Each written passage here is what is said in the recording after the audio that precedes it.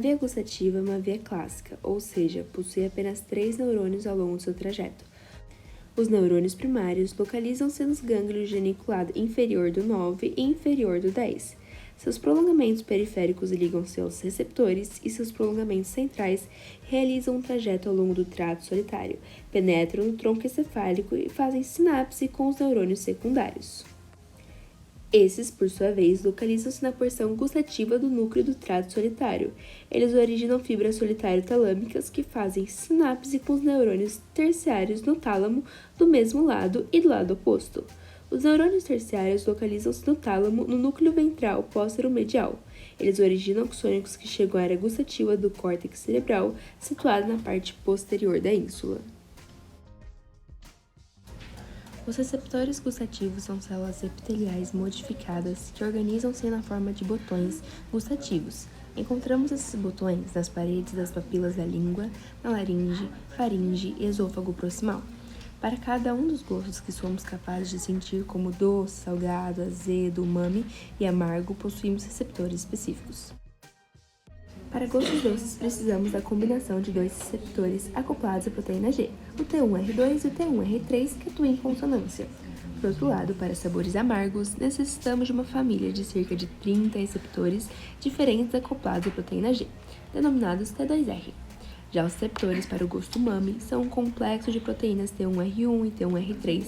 Por fim, para sais e ácidos que compreendem os gostos salgado e azedo, os receptores são canais iônicos abertos.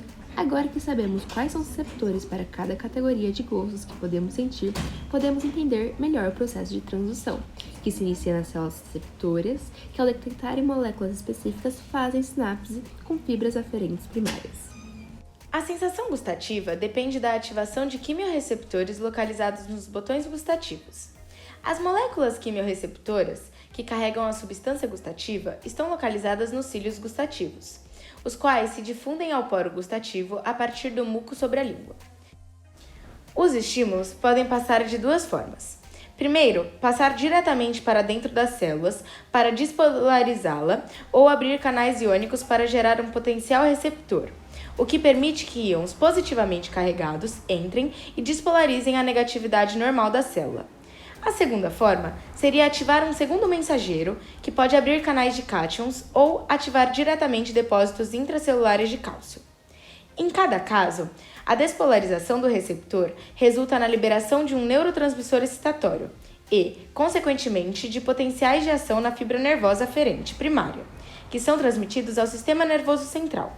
Vale ressaltar que quando ocorre uma frequência de descarga das fibras nervosas, ocorre também um aumento em uma pequena fração de segundo até atingir um pico, mas depois volta em um nível estável mais baixo durante a permanência do estímulo gustativo. Assim, o nervo gustativo transmite um sinal forte e imediato e um sinal contínuo, mais fraco. É transmitido enquanto o botão gustativo estiver exposto ao estímulo.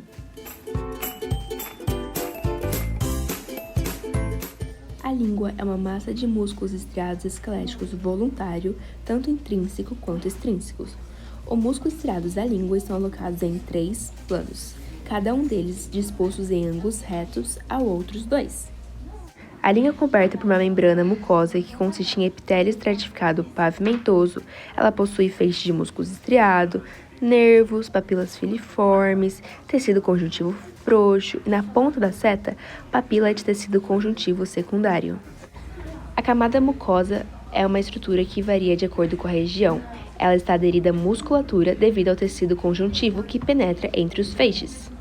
A superfície dorsal é dividida em 2 terços, anteriores e um posterior, através de uma depressão em formato de V, sulco terminal da língua.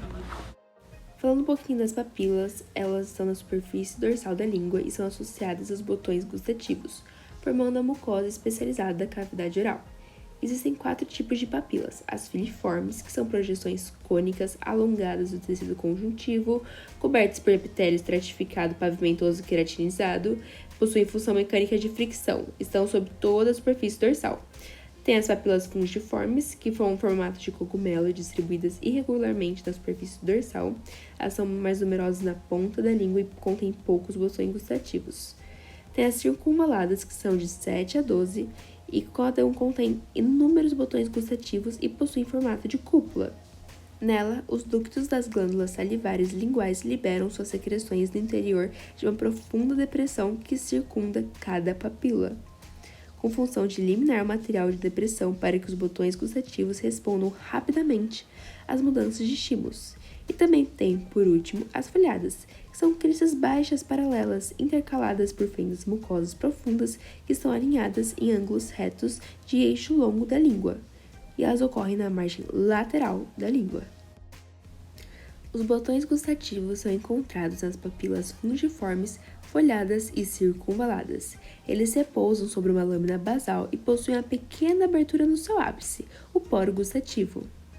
Há 3 tipos de células nos botões gustativos: as neuroepiteliais, que são sensitivas, elas vão da lâmina basal do epitélio até o poro gustativo, emitindo microvelocidades em sua superfície apical.